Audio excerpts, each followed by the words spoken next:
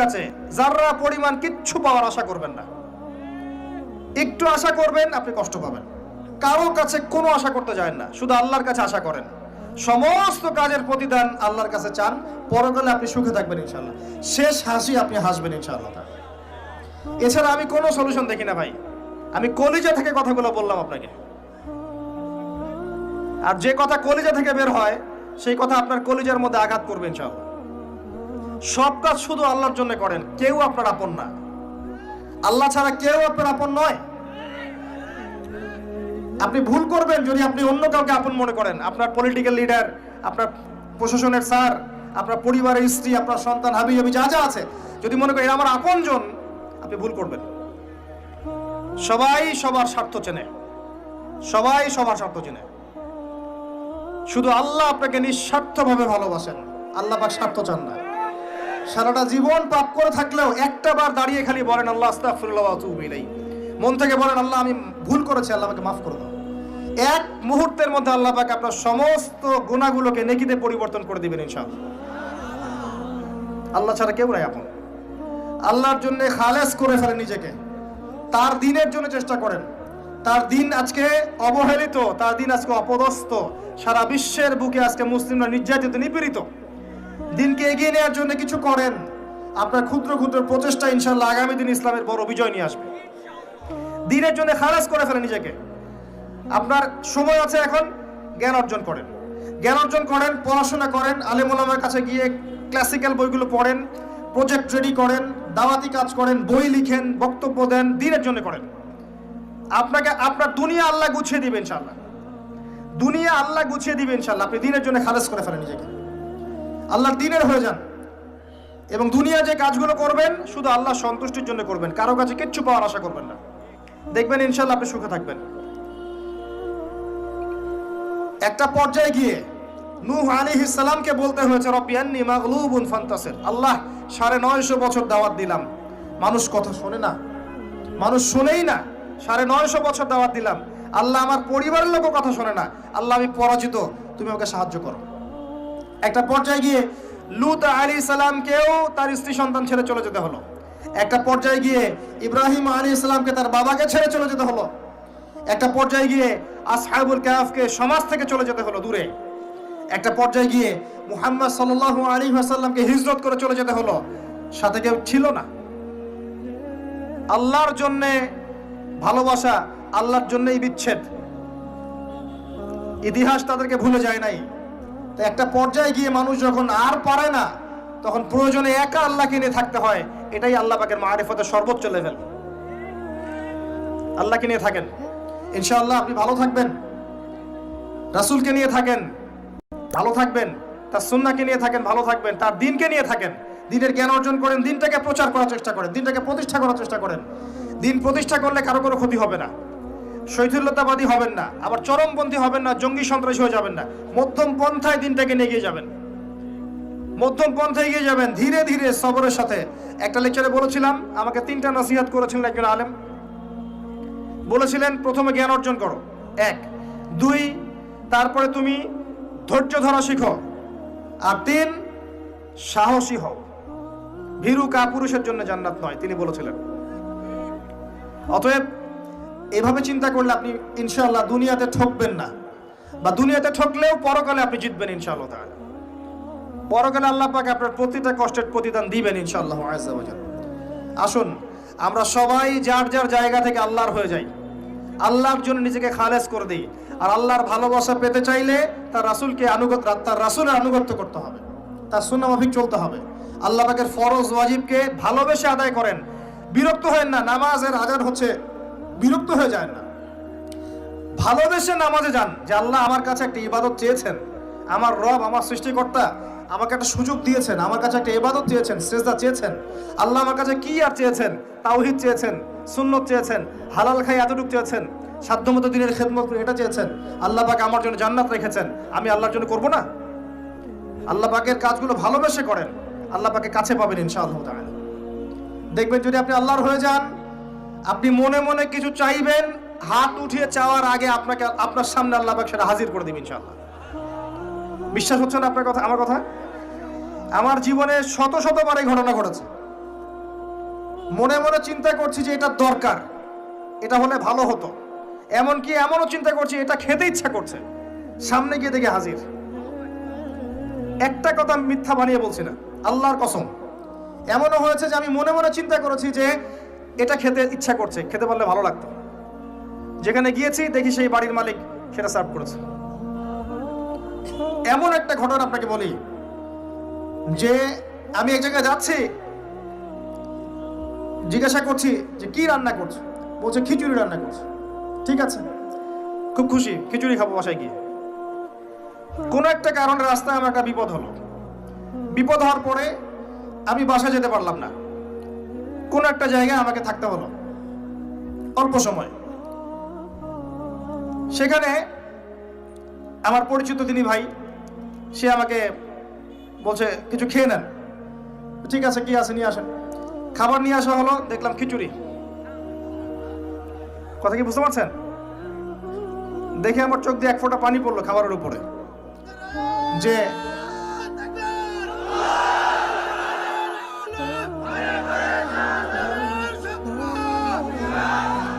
দাঁড়ান, আল্লাহ পাক এতই কাছে, এতই কাছে। যদি আপনি আল্লাহর হয়ে যান, আল্লাহর জন্য খালেস করে ফেলেন নিজেকে, আপনি দেখবেন আপনি যা চাচ্ছেন আল্লাহ পাক আপনার মনের কথা শুনে নেবেন, আপনার সামনে হাজির করে দিবেন ইনশাআল্লাহ। কিচ্ছু ভাববেন না, আল্লাহকে ছাড়া কোনো দিকে ভাবার দরকার নাই। আল্লাহর দিন আজকে একটা চরম অবমাননাকর জায়গার মধ্যে আছে, আপনি বুঝতে পারছেন না। দুই চোখ দিয়ে দেখেন, সারা বিশ্বের প্রেক্ষাপটের সাথে মুসলিমদের অবস্থা মেলান, দেখবেন আমরা আর সে আগের জায়গায় নাই। আমাদের অবস্থা এখন ভালো নয়, প্রত্যেকটা দিক থেকেই ভালো নয়। ধর্মের ক্ষেত্রে নাই, ইকোনমিক্সে না, পলিটিক্সে না, জিও পলিটিক্সে না, সোশ্যালি না, সংস্কৃতিতে না, কোনো ক্ষেত্রেই নাই। আমরা সে আগের জায়গায় নাই এখন আর। এই জায়গায় রিগেইন করতে হলে আমাদেরকে বেসিক কাজগুলো করতে হবে, আবার নামাজি হতে হবে, আমাদেরকে আবার রোজা রাখতে হবে, আবার দিনের খেদমতের চেষ্টা করতে হবে, কোরআন শিখতে হবে, আবারও সুন্নায় ফিরে আসতে হবে। ইনশাআল্লাহ তাআলা দেখবেন আস্তে আস্তে আস্তে আস্তে এমন প্রজন্ম গড়ে উঠবে যারা ইসলামের পতাকা নিয়ে সামনে এগিয়ে যাবে ইনশাআল্লাহ। আসেন, আপনাকে আমি পারিবারিক বিষয়গুলো আর বেশি বলতে চাচ্ছি না আজকে। আর একদিন ইনশাআল্লাহ আমি টোটাল লেকচারটাই আদর্শ ইসলামিক পরিবার এবং সমকালীন ফিতনাগুলোর উপর দিব ইনশাআল্লাহ। সামনে যান, ফিতনা আপনার অর্থনীতির মধ্যেও আছে। খুব কম মানুষ আছে আমাদের এখানে যারা অর্থনৈতিক জীবনে হালাল খাচ্ছে, ম্যাক্সিমাম সুদ খাচ্ছে। অনেকেই ঘুষ খাচ্ছি আমরা, অনেকেই দুর্নীতি করছি, অনেকে ঠকবাজি করছি, অনেকে মানুষের হক নষ্ট করছি, করছি না? কারো রিজিকে যদি একটা টাকা এরকম হারাম চলে আসে, এই রিজিক দিয়ে আল্লাহর ইবাদত করলে ইবাদত কবুল হবে না। খুব সাবধান। নবীজি আগেই বলেছিলেন সাল্লাল্লাহু আলাইহি ওয়াসাল্লাম, যে সুদ খায়, যে সুদ দেয়, যে সাক্ষী থাকে, যে লিখে রাখে, সবাই সমান অপরাধী। দিব্যি আমরা খাচ্ছি।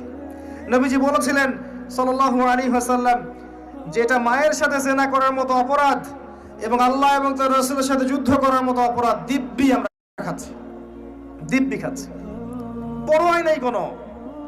এক দিরহাম সুদ খেলে নবীজি বলেছেন সাল্লাল্লাহু আলাইহি ওয়াসাল্লাম 36 বার জেনার পাপ হয়, 36 বার। দিব্যি খাচ্ছে, কোনো পরোয়া নাই। তবে আলহামদুলিল্লাহ এখন এই কথাগুলো শুনে অনেক মানুষ সুদি কারবার থেকে সরে এসেছেন, আমি জানি। আমি দোয়া করি মন থেকে আল্লাহ পাক তাদেরকে বেহিসাব রিজিক দান করুন। রিজিকের মালিক কে ভাই? আমি যদি মনে করি যে আমি সুদি কারবার না ছাড়লে আমার রিজিক কমে যাবে, তাহলে আমি মনে করছি রিজিকের মালিক আমি নিজেই, তাই নয় কি? আল্লাহর উপর তাওয়াক্কুল করে ছেড়ে দিয়ে দেখেন, আল্লাহ পাক আপনার জন্য আসমান জমিনের বরকতের দরজা খুলে দেবেন ইনশাআল্লাহ। বিশ্বাস করছেন না আমার কথা? রিজিক কার হাতে? সমুদ্রের নিচে কোটি কোটি মাখলুক আছে, কে খাওয়ায়? এই জমিনের উপরে কোটি কোটি কীটপতঙ্গ আছে, কে খাওয়ায়? আপনি কি 10টা হাতির দায়িত্ব নিতে পারবেন? এই শত শত হাতিকে কে খাওয়ায়? গবাদি পশুকে কে খাওয়ায়? জীবজন্তুকে কে খাওয়ায়? এই পৃথিবীতে কোনো মানুষ না খেয়ে মারা যেত না যদি তারা আল্লাহর বিধান অনুযায়ী অর্থনৈতিক জীবন পরিচালিত করত। যদি ওরা সুদ না খেত, সুদ খাওয়ার পর রিজিক কমে গেছে, আর তারা যদি যাকাতটা ঠিক মতো দিত, তাহলে দেখতেন দারিদ্রতা বলে কিছু থাকতো না। ধনী গরিব থাকতো, কিন্তু সবাই একটা সাম্যাবস্থায় থাকতো, কেউ একেবারে নিষ্পেষিত হতো না। কারণ যাকাত এবং ব্যবসার মধ্য দিয়ে টাকা পয়সা ঘুরতে থাকে, এক হাত থেকে আর এক হাতে যেতে থাকে। আর রিবার মধ্য দিয়ে টাকা পয়সা এক শ্রেণীর মানুষের হাতে চলে যায়, ধনীদের হাতে চলে যায়, আর গরিবরা আস্তে আস্তে দারিদ্রতার অতল তলে যেতে থাকে। আপনার অর্থনৈতিক জীবন ঠিক নাই, দেখবেন এখানে ফিতনার শেষ নাই। অন্যদিকে আসেন, আপনি সামাজিকভাবে দেখেন, সামাজিক জীবনে ফিতনার শেষ নাই। খেয়াল করে দেখেন, আত্মীয়তার সম্পর্কগুলো নষ্ট হয়ে যাচ্ছে। খেয়াল করে দেখেন, এখন টাকার জন্য সন্তান বাবাকে হত্যা করে, সন্তান মাকে হত্যা করে, ভাই ভাইকে হত্যা করে, বোন বোনকেও হত্যা করছে। প্রতিবেশীর হক আমরা দিতে পারছি না, আত্মীয়তার হক দিতে পারছি না, জমি নিয়ে দ্বন্দ্ব, বাড়ির সীমানা নিয়ে দ্বন্দ্ব, ব্যবসা নিয়ে দ্বন্দ্ব, দ্বন্দ্বের শেষ নাই। এটা সোশ্যাল জীবনে হচ্ছে। আবার ইকোনমিক সেকশনে এমনও হচ্ছে, ব্যবসা করছি হালাল মনে করে, এখানে সুযোগ বুঝে সিন্ডিকেট করছি, মজুতদারি করছি, ইচ্ছা করে দাম বাড়িয়ে দিচ্ছি, মানুষকে বিব্রত করছি, গভর্নমেন্টকে বিব্রত করছি, এগুলো আমরা কৃত্রিম সংকট তৈরি করছি। মাপে কম দিচ্ছি, ব্যবসা করছি মাপে কম দিচ্ছি। অমুসলিম ব্যবসা করছে, মাপে সঠিক দিচ্ছে। অমুসলিম ব্যবসা করছে, মাপে সঠিক দিচ্ছে। অমুসলিম ব্যবসায়ী সিন্ডিকেট করছে না। একজন হিন্দু ব্যবসায়ী, আল্লাহ পাক তাকে হেদায়েত করুক, সে মাপে কম দিচ্ছে না, সিন্ডিকেট করছে না, কৃত্রিম সংকট তৈরি করছে না, মুসলিমরা করছে। রমজান মাসকে কেন্দ্র করে মুসলিমরা ব্যবসা করে নিচ্ছে, সুবহানাল্লাহ। আর মানুষ সামান্য নিত্য প্রয়োজনীয় দ্রব্যের জন্য ট্রাকের পিছনে দৌড় দিচ্ছে। কি একটা দৃশ্য, সুবহানাল্লাহ। এর ফলাফল আপনি পাবেন, মানুষের হক নষ্ট করার ফলাফল পাবেন। কিয়ামতের মাঠে এর বিচার না করে আল্লাহ পাক ছাড়বেন না। এত সহজ না কোনো কিছু। আল্লাহ পাক কিয়ামতের মাঠ রেখেছেন, রাখার দরকার ছিল, না হলে কোনো জালেমের বিচার হতো না। যত জালেম এই পৃথিবীতে পার পেয়ে গেছে, কিয়ামতের মাঠে কেউ পার পাবে না। এই জন্য আল্লাহ পাক কিয়ামতের মাঠ রেখেছেন, এবং এটা রাখা উচিত ছিল। আল্লাহ পাক শুধু গফুর রহিম নন, আল্লাহ পাক হচ্ছেন আদেল, ন্যায় বিচারক। আল্লাহ পাকের আদালত আছে। সোশ্যাল লাইফে আরো দেখবেন, যুব সমাজকে তাকাবেন, দেখবেন ম্যাক্সিমাম যুবক এখন মাদকের সাথে সম্পৃক্ত। মাদক বলতে আমি সিগারেটকেও বুঝিয়েছি। কয়টা ছেলে পাবেন স্মোক করে না? এখান থেকে শুরু করে আস্তে আস্তে গাঁজা, ফেন্সিডিল, ইয়াবা পর্যন্ত চলে যায়। ক্যাসিনোতে রাত কাটায়, জুয়া খেলে, দেখবেন আপনি মেয়ে নিয়ে ফুর্তি করছে, জেনা করছে। সমাজের দিকে তাকান, বেশি বেশি জেনা বেড়েছে। পাড়ায় পাড়ায়, মহল্লায় মহল্লায় জেনা, জেনা আর জেনা। বেশি বেশি ধর্ষণ বেড়েছে। ধর্ষণ তো বাড়বেই, কারণ পর্নোগ্রাফি যে আছে। পর্নোগ্রাফি বন্ধ না করতে পারলে ধর্ষণ বন্ধ হবে না। পর্ন ফ্রি অ্যাক্সেস, সবাই মোবাইলের মধ্যে পর্ন দেখতে পারে। যে কেউ বাসায় যাবে, দরজা বন্ধ করবে, রাত্রেবেলা শুয়ে পর্ন দেখবে। যে কেউ পারবে, কেউ বাধা দেওয়ার নাই। আর মনের মধ্যে তো আল্লাহর ভয় নাই, নামাজ রোজা হজ জাকাত তো নাই। পর্ন দেখবে, ভিতর থেকে পশু হয়ে যাবে। তখন একটা মেয়েকে তার কাছে মেয়ে মনে হবে না, গোশতের টুকরা মনে হবে। জি, যে ব্যক্তি পর্ণাসক্ত, তার কাছে একটা মেয়েকে মেয়ে মনে হয় না। তার কাছে একটা মেয়েকে সম্মান দেওয়ার মানসিকতা থাকে না।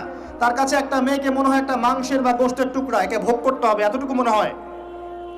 একটা বাচ্চা মেয়েকে সে আদর করে কোলে নিতে পারবে না। তার কাছে মনে হবে এই মেয়েটাকেও পেলে ধর্ষণ করে ফেলবো। ডে বাই ডে বাচ্চাদের ধর্ষণ বেড়েছে বাংলাদেশের মাটিতে। এটার কারণ পর্নোগ্রাফি। এটা মানুষকে পশু বানিয়ে ফেলেছে। আর কিভাবে বললে আপনারা বুঝবেন? পর্ন বন্ধ না করতে পারলে যুব সমাজের অবক্ষয় ঠেকানো যাবে না। এই পর্নোগ্রাফির কারণে ধর্ষণ বেড়েছে। এর উপরে আরো আছে। এর উপরে মেয়েরা আবার জিন্স গেঞ্জি পরে ঘুরছে, বেহায়াপনার মতো ঘুরছে। রাস্তাঘাটে, অফিসে, শপিং মলে, বিমানবন্দরে, যে কোনো জায়গায় আপনি যান, দেখবেন মেয়েরা নগ্ন হয়ে ঘুরছে। কাপড় পরেও নগ্ন, কাপড় পরেও নগ্ন। এটা ওই নগ্ন বোঝানো হয়নি যে একেবারে কোনো ড্রেসই নাই। নবীজি বলেছেন নিসাউন কাসিয়াতুন আরিয়া, এমন এক শ্রেণী মহিলা আসবে যারা কাপড় পরেও নগ্ন থাকবে। এর ব্যাখ্যা আমাকে করার দরকার নাই আপনার সামনে, আপনি জানেন ভালো করে ব্যাখ্যা কি। কাপড় পরেও নগ্ন থাকবে। এগুলো ছড়িয়ে দিচ্ছি, এগুলোকে উস্কিয়েও দিচ্ছি। এবং যখন কেউ পর্দা করতে যাচ্ছে, বলছি এ মৌলবাদী হয়ে গেছে, সন্ত্রাসী হয়ে গেছে, এ ব্যাকডেটেড হয়ে গেছে। বোরখা পরে পরীক্ষা দিতে আসছে কেন, নেকাব খোলো, এরকম করছি আমরা ওর সাথে। জি, আবার মেয়ে ছেলে ফ্রি মিক্সিং দিয়ে দিচ্ছি। ছেলে মেয়ে স্কুল লাইফ থেকে শুরু করে একদম জব সেকশন পর্যন্ত প্রতিটা সেকশনে এরা ফ্রি মিক্সিং পর্যন্ত। গায়রে মাহরাম একে অপরের সাথে মিলেমিশে কাজ করবে। এটা হচ্ছে কাঁধে কাঁধ মিলিয়ে সমাজ বিনির্মাণ। সুবহানাল্লাহ, লা ইলাহা ইল্লাল্লাহ, লা হাওলা ওয়ালা কুওয়াতা ইল্লা বিল্লাহ। এতে করে একে পর্নোগ্রাফি, ভিতর থেকে পশু, তার উপর নগ্নতা, তার উপর ফ্রি মিক্সিং, তার উপরে আবার উস্কে দেওয়া হচ্ছে এগুলো কাছে আসার গল্প। তখন আপনি সমাজে ধর্ষণ ঠেকাতে পারবেন? জিনা ঠেকাতে পারবেন? এর ফলে পরিবার ভেঙে যাবে। বাসায় বউ থাকবে, বাইরে মেয়ের সাথে জেনা করবে। বাসায় পুরুষ থাকবে, বাইরে পুরুষের সাথে করবে। এই হলো সামাজিক কাঠামোর অবস্থা। এর উপরে আবার আছে মাদক, এর উপরে আবার আছে আপনার বস্তুবাদী জীবন ব্যবস্থা। সব মিলিয়ে সমাজটা আর আগের মতো নাই। এটা ইসলামিক সমাজ। আমরা 90% মুসলিমের দেশে বাস করি, এটা ইসলামিক সমাজ। দুই চোখ দিয়ে দেখেন, আমি আপনাকে এক চোখ দিয়ে দেখতে বলছি না। এক চোখ দিয়ে দেখলে মনে হবে সব ঠিক আছে, ভিতর থেকে দেখেন কিচ্ছু ঠিক নাই।